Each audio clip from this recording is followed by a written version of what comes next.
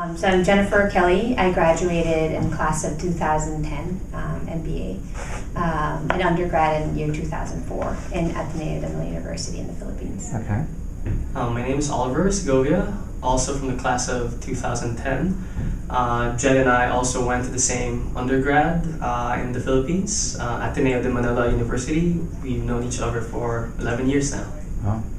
So tell me what your idea is and give me your elevator pitch. So AVA is an online shopping platform. It's a way for Southeast Asian women to discover, browse, and shop for really fashionable investment pieces. We just launched this April, and so far we've been doing good. Like the past few weeks, we've grown the membership base to 3,600 members. It's still pretty small, but we think pretty sizable for a new venture. We offer 3 features to our members on the site. Jen will be talking about them in detail, but it's essentially invitation-only shopping, curated fashion pieces, and inspiring editorial content. Okay. Yeah. So those 3 features that we offer our members are basically, if you can imagine, I'm sure users out there are very familiar with Guilt or Ooh La La. So that is the first product that we actually offer our members, which is the invitation-only shopping. Mm-hmm. So every week we have 2 to 4 brands that we email to our users and also post on our Facebook page. Tell them about the sale. We have wonderful pieces, discounted prices, but only for members of the site. So that's the first feature. The second feature I think is quite unique. All of our pieces are curated by the best stylists in the country, celebrity stylists actually. Just like Rachel Zoe is popular in the US, we have several celebrity stylists as well in the Philippines. So they're all very excited about AVA, and I have happily participated and become our partners on the site. Now the third service that we have is that we have inspiring editorial content. So what we found is that in the Philippines and broadly in Southeast Asia, Filipino women or women in the region have increased in sophistication in terms of their taste in fashion. However, there is still a need for style guidance and to be educated on a lot of trends, how to mix different wardrobe pieces, how to think about investing when it comes to fashion. So that's another piece that we want to offer and bring to our members so that they remain engaged and excited about the site. So your vision is to grow it beyond the Philippines? Yes, of course. Across Vietnam, Cambodia, Thailand? That's right. Indonesia, and Singapore. Right. And I think the reason for that is, as a whole, Southeast Asia is still a relatively undiscovered market. VCs and investment bankers, they all talk about China and India as the next big thing.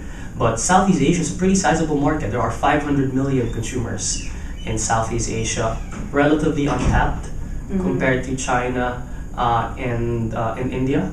The second biggest Facebook market, Indonesia, is in Southeast Asia with 36 million users. Yeah, that's right. The Philippines has 22 million Facebook users. We are at number 7 in the world. So I think it's a pretty interesting place. And about HBS, and during your time here, what did you learn that may have inspired you or have helped you in your current venture?